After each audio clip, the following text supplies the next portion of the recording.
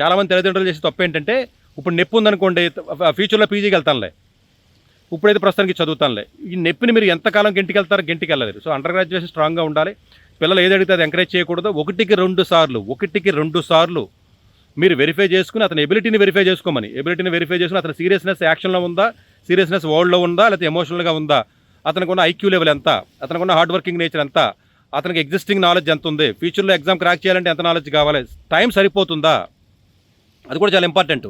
ఎందుకంటే 2 ఇయర్స్ ఉన్నప్పుడు లేదా 1 ఇయర్ ఉన్నప్పుడు టైం సరిపోతుందా లేదా, ఇవన్నీ కూడా 1-2 సార్లు బేరేజ్ వేసుకుని డెసిషన్ తీసుకోవాలి తప్ప, డెసిషన్ తీసుకుని చాలామందికి ర్యాంకులు వచ్చిన తర్వాత 4-7 3 వేస్ట్ చేసుకున్న తర్వాత దేనికి పనికి రాకుండా ఈ డీమ్డ్ కాలేజీలోనూ టైం 3లో చదవడం, లేకపోతేనేమో సివిల్ సర్వీస్ లాంటి ఎగ్జామ్స్ రాసి ఇంట్రెస్ట్ కదా అని వెళ్ళిన తర్వాత దేనికి పనికి రాకుండా హైదరాబాద్లోను విజయవాడలోను ఖాళీగా రోడ్ల మీద తిరగడం తప్ప, దేనికి పనికి రాకుండా యూత్ అంతా వేస్ట్ అయిపోతుంది మనకి.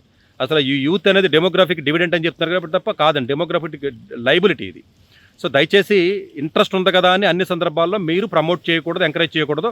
క్రాస్ వెరిఫై చేసుకుని 1కి 100 సార్లు క్రాస్ వెరిఫై చేసుకుని అప్పుడు దాన్ని బట్టి మీరు డిసిషన్ తీసుకుంటే బెటర్గా ఉంటుంది. ఒక ఆప్షన్ లేకపోతే 100 ఆప్షన్లు ఉంటాయి.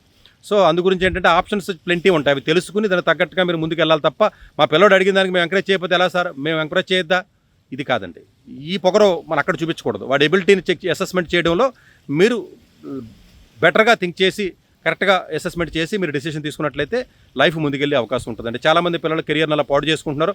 పిల్లలు వాళ్ళ చేతులతో వాళ్ళు పాడు చేసుకున్నాడు, కొంతమంది అయితే తల్లిదండ్రులు వాళ్ళకున్న ఆశల్ని రుద్ది వాళ్ళు పాడు చేస్తున్నారు. వీరిద్దరూ కాకపోతే ఎవడో టీచర్ మోటివేట్ చేసి అబద్ధాలు చెప్పి మోటివేట్ చేసి ఏదో అడ్మిషన్ గురించో, ప్రతి స్టూడెంట్కి ర్యాంక్ వస్తుంది, మంచోడా తెలివైనడు అని చెప్పేసి మోసం చేసేస్తున్నారు ఇన్స్టిట్యూట్ వాళ్ళు. సివిల్ సర్వీస్ వాళ్ళు కూడా 10th క్లాస్ వాడు తీసుకెళ్ళి ఐఏఎస్ అయిపోతాడండి మీ అబ్బాయి తెలివైనడు, 10th 10కి 10 వచ్చినాయి తెలివైనడు అని చెప్పి ఆడ అబద్ధం చెప్పి, ఇంటర్లోడికి అబద్ధం చెప్పి ప్రతి కోచింగ్ సెంటర్ వాళ్ళు అబద్ధాలు చెప్తున్నారు. దయచేసి ఈ మోసపోకుండా అడ్మిషన్ సీజన్స్లో మోసపోకుండా ఉండాలనే ఉద్దేశంతో నేను ఈ వీడియో చేస్తున్నానండి. Thank you very much.